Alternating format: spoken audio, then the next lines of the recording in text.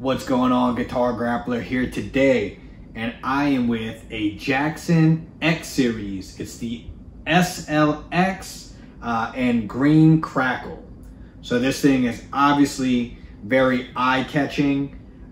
First time I seen it, I was like, man, that is a very cool guitar. So they have this one, and they have a lava red. At this point, I think they have red, they have blue, they have, I think, a silver one. So they have a few different Crackle models out at the moment. this isn't new by any means. I think this has been out for a few years, but I just never saw any at my guitar store, and just never came across any. So basically how it came about of me getting it, I would say Jackson's probably my favorite guitar brand. Just something about, I'm a big Megadeth fan, and just seeing like Marty Friedman and Dave Mustaine play their Jacksons back in the 80s, it's like always sticks out to me. I don't think there's a better inlay than the shark fin inlay, and I love Crackle finishes. I love seeing the Jackson logo, and they make great high quality guitars. But what got me to actually get this guitar was I just bought a guitar from my friend. He's not even a guitar player. He's just trying to get into it. He's a metal guy, a singer, you know, or screamer rather. And he's like, man, I kind of want to write my own stuff, and you know, what's a good starter guitar? So I got him. I bought for him, and he paid me a Jackson. I think it's like a J312 or something. I don't know. It's like one of the cheap dinkies that they have, the Chinese made dinkies. And so I got it in. I set it up for him, and when I played, I was like, man, this thing is really solid. I mean, the guitar was like $250, $300. And it was like extremely good. And I said, well, man, I've always had like a negative look on like the Chinese made guitars, but it was solid. I mean, it wasn't like, you know, the best thing in the world, but I was impressed with it, all things considered. And so I said, you know what? I've been seeing these Crackles, and Jackson at the moment does all of their Crackles in China, all their Crackle guitars. So, and that's one of the reasons why I hadn't got one. You know, because I know the pickups, the hardware isn't going to be like the top level stuff. But I said, you know what? After playing that guitar, I want to give it a shot and just kind of see what, you know, what my opinion is on these. So I got it, and I have to say I absolutely love this guitar. As good as it looks, it plays. You know, in short. So let's go over some of the specs, and I'll kind of break down what I noticed and some things that I would change or will change really in the future. Because as far as the body goes, it's a basswood body, and I've heard a lot of negative stuff because it's like a cheaper wood. It sounds awesome. I mean, and it's nice and light too. It's a very light guitar. So I have no problem with the sound, the tone I get out of it. As you can see, I bought this used, and they didn't have the cap that goes onto the switch, so I need to get a replacement. I also replaced the knobs that they had too, but I think the regular knobs are just like plain black ones. So you have your tone, your volume. This is one three-way switch. Now, one of my reservations was also this Floyd Rose Special. You know, I'm used to having the Floyd Rose 1000, which are terrific, and the or an original Floyd Rose, and my Barrington has a Godo. I forget what Godo it is, but it's super solid. So I was like, you know, I've always had a negative outlook on these, and after setting it up and playing on it, it holds tuning really well. I mean, it gets the job done. Maybe not as good as the 1000 or an original, but it's really not that big of a difference, to be honest with you. So far, I've only had the guitar for a little while, so, you know, keep in mind, if I have it for a few months, I may possibly have some issues. But when I initially bought it, I planned on, eventually, I'll probably upgrade this to an original. However, at this point, I really don't even see the need to, because it's doing its job very well. Even when I'm like using the whammy bar, it does its job. So next thing are the Duncan design pickups. So you know, that's another thing that people have a negative outlook on, including myself. Just kind of some reservations. Well, I did in the past. I did have a guitar in a Jackson DK MG, I think it is. It was like one of the Japanese Jacksons from the 90s, and it had Duncan designs. And then that changed my mind on. I said, well, they're not incredible, and truthfully, I may change it out in the future, but like, they're not that bad either. They sound pretty damn good. I mean, overall, I'm not disappointed. You know, like when I play, I don't feel like, oh man, I need to change these pickups.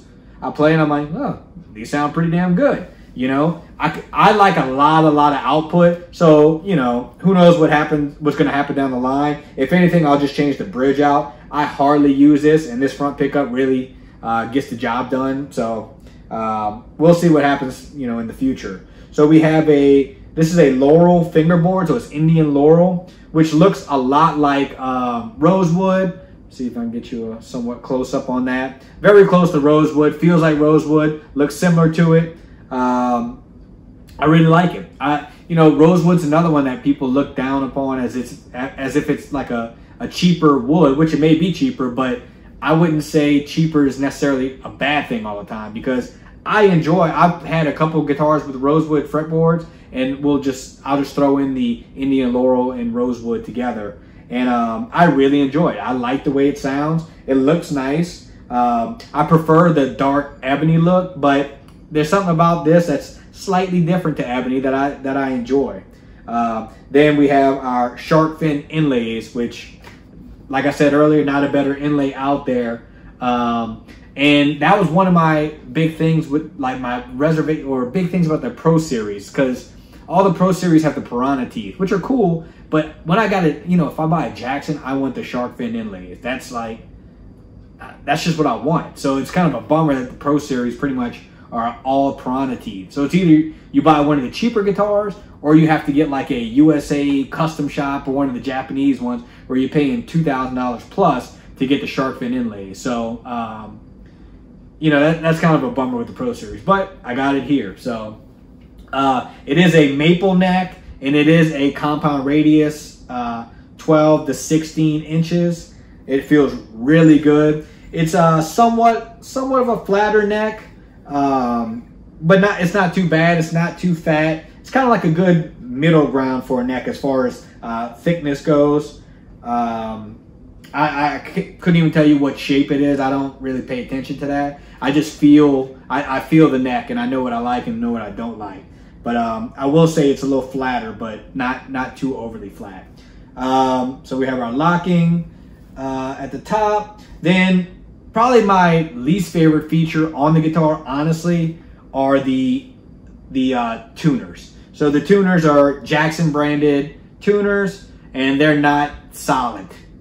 As far as holding tuning, they hold tuning fine, but whenever you're turning the D string, I would turn like 3 times before I actually started catching pitch and changing the pitch of the string. And that's frustrating, especially when you're setting up a Floyd Rose for the first time, because if you've set up a Floyd Rose, it's a lot of back and forth to make sure you have everything, the bridge straight, and also keep everything in tune. So when you have to keep turning way more than you should, it's kind of aggravating, you know.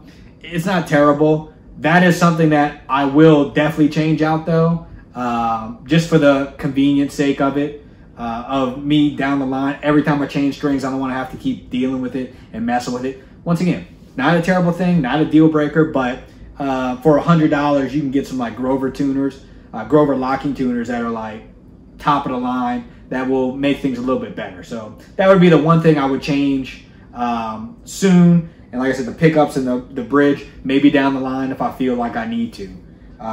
But yeah, looking at the back, so I love how the paint goes all the way up the neck. I mean, it's such a beautiful look, you know? Like, it's so cool looking. And, you know, I've always liked wood finishes on necks, but all my guitars now have a painted neck. So it's kind of grown on me. I do like the way the painted neck looks, you know? So there's no right or wrong with that. It's just kind of personal preference. And one thing that I've learned with playing a bunch of different guitars is that you can kind of almost get used to anything. If it's a quality guitar and you just start playing it for like 30 minutes to an hour, you just start adapting to the neck shape, or you start adapting to, you know, if it's a painted neck or whatnot.